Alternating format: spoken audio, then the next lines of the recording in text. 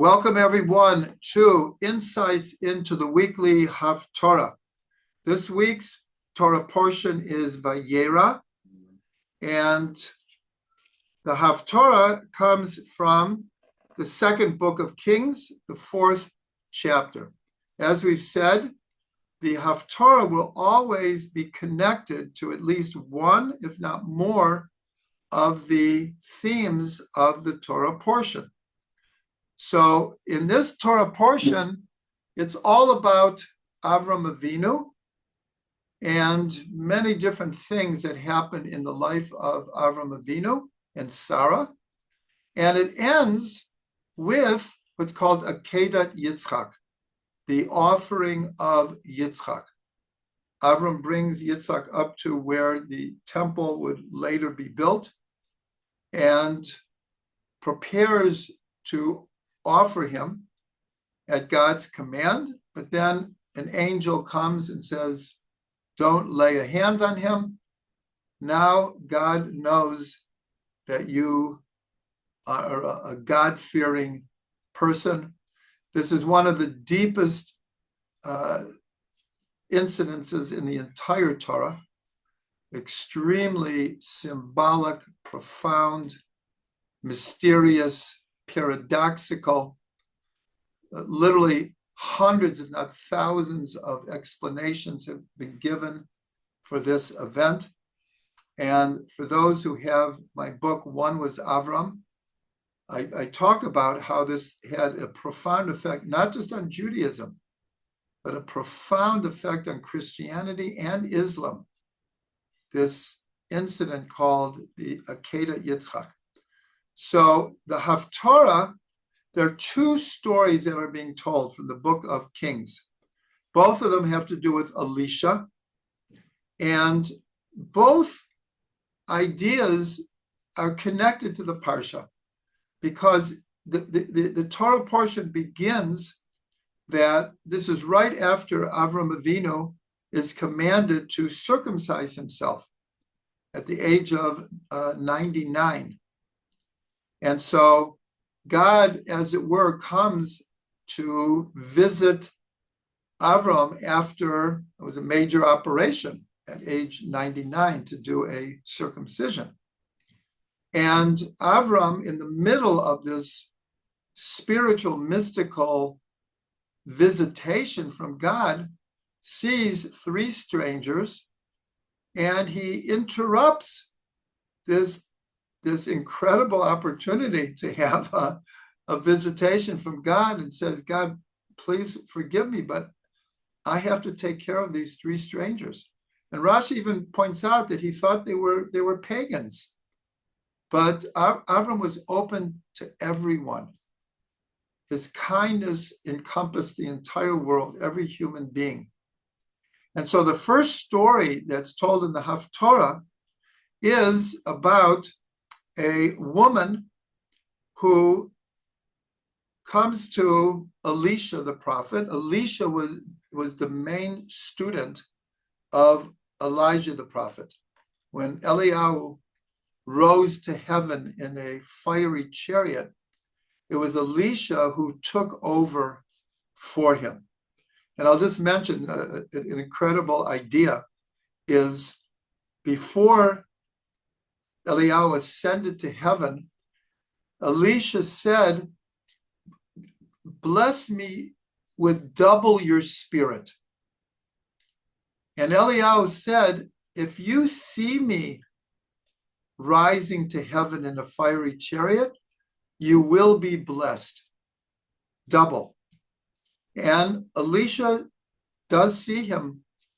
However, we understand what it means to be elevated in a fiery chariot. He witnessed this.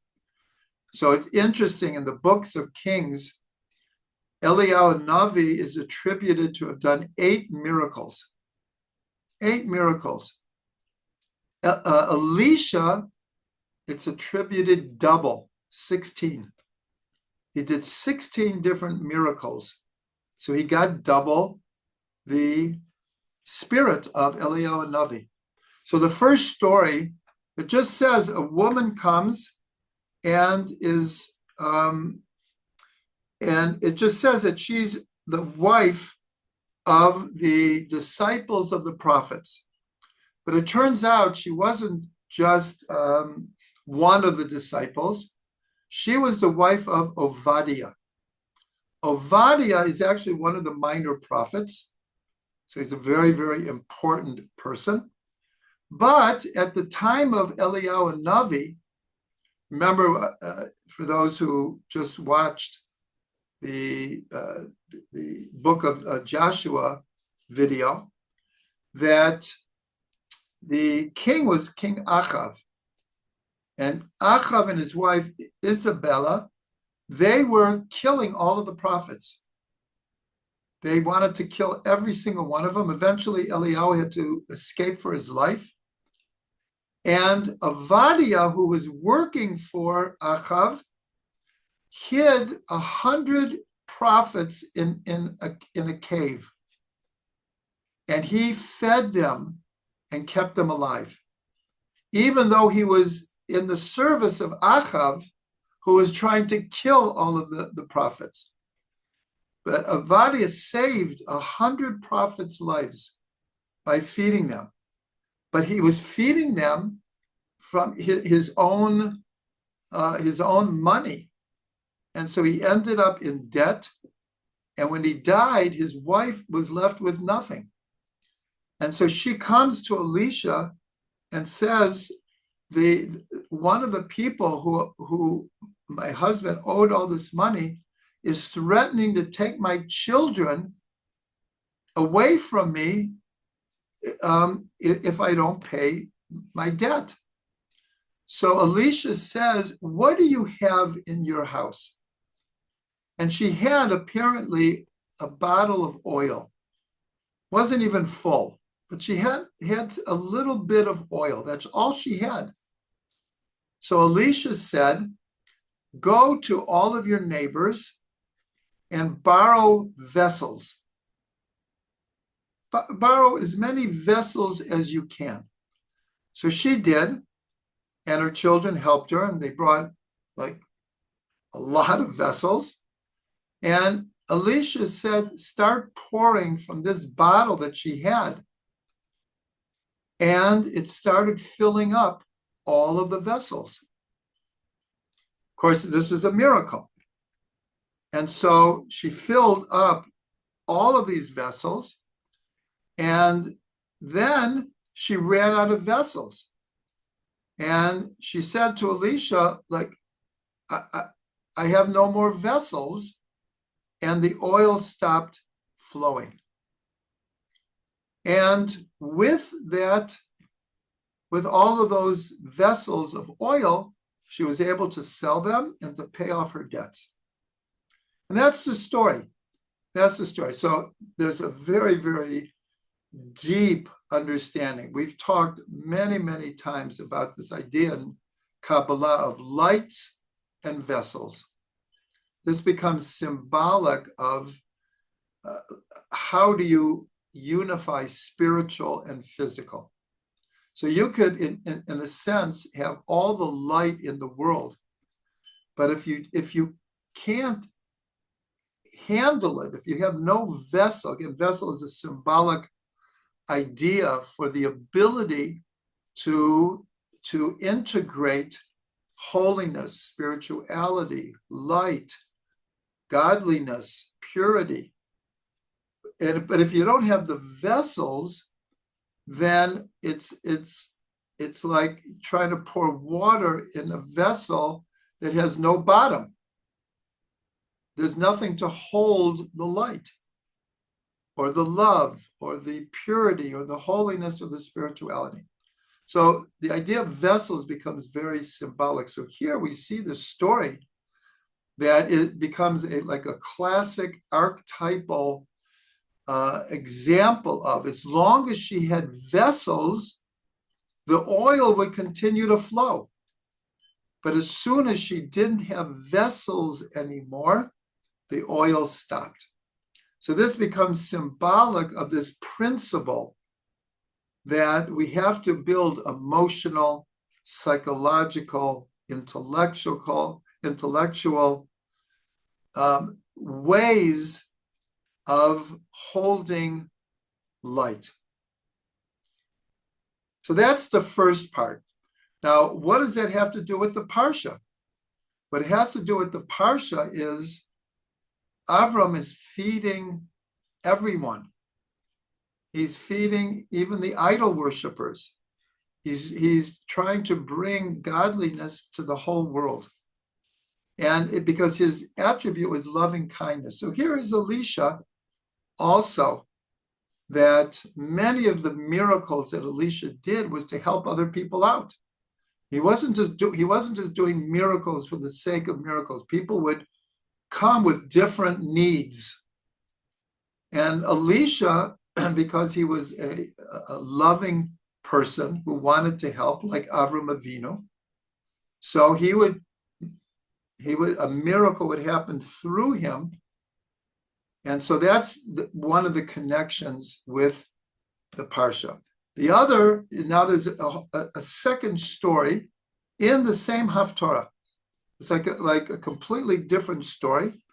And that is that Elisha went from that story to, it's called Shunam. It was a place in Samaria. And there it says that there was a great woman, Isha Gedolah, a great woman who approached Elisha and said, "Let me feed you. Let me give you a meal." And she was very, very insistent in a good way, not in a bad way. She said, "You must be hungry. Let me feed you." And Elisha agreed. So here again, we see this idea of Avram and Sarah feeding everyone. That was what they did. That was the way that they brought people to the one God. Is they would, according to tradition, their tent was open on all four sides. And so here is the same theme, but we're going to see it's connected also to a Akedat Yitzhak. So what happens is, first of all, who is this woman? So some of the explanations is she's called a great woman because she was just full of love and giving charity and feeding people and helping people. So she was called a great woman. But one of the traditions is she was from a place called Shunam. And so she was called the Shunamite. She was called the Shunamite.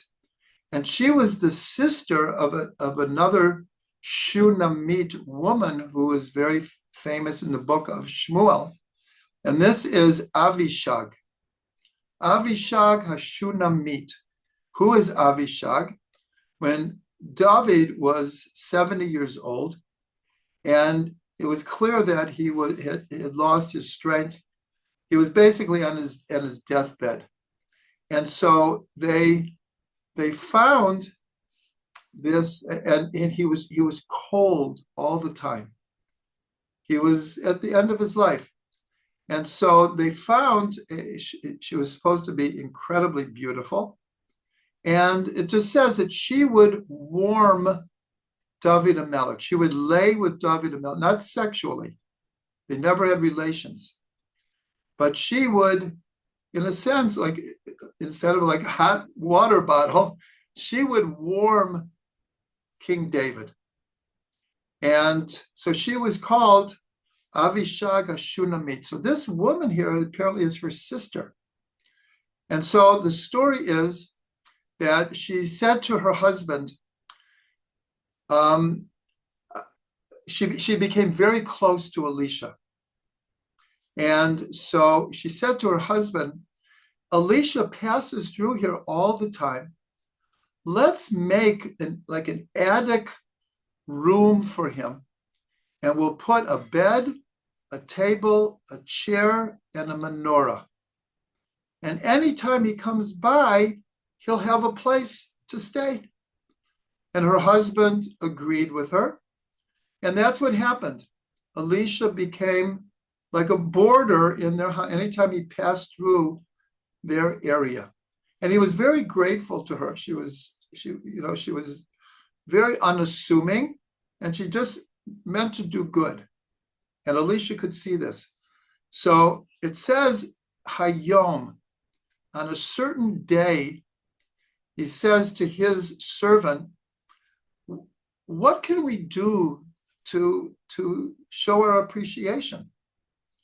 And so they call for her, and she's very unassuming, and she just says, like, I'm just one of the people. And Elisha's servant says, well, she has no children, and her husband is quite old. Maybe you could bless her with a child.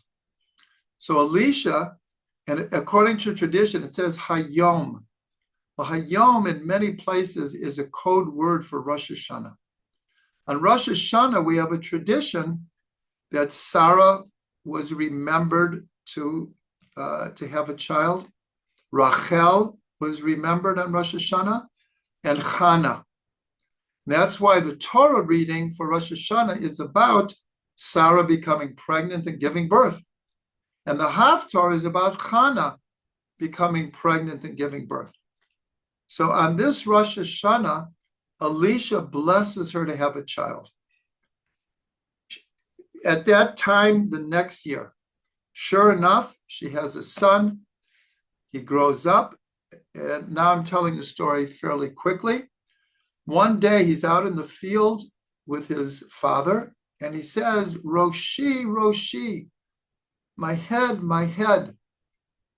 And they carry him back home, and he dies. And to shorten the story, she goes and they lay him on Elisha's bed. And she goes to Elisha and says, more or less, why did you bless me with a child only for him to die?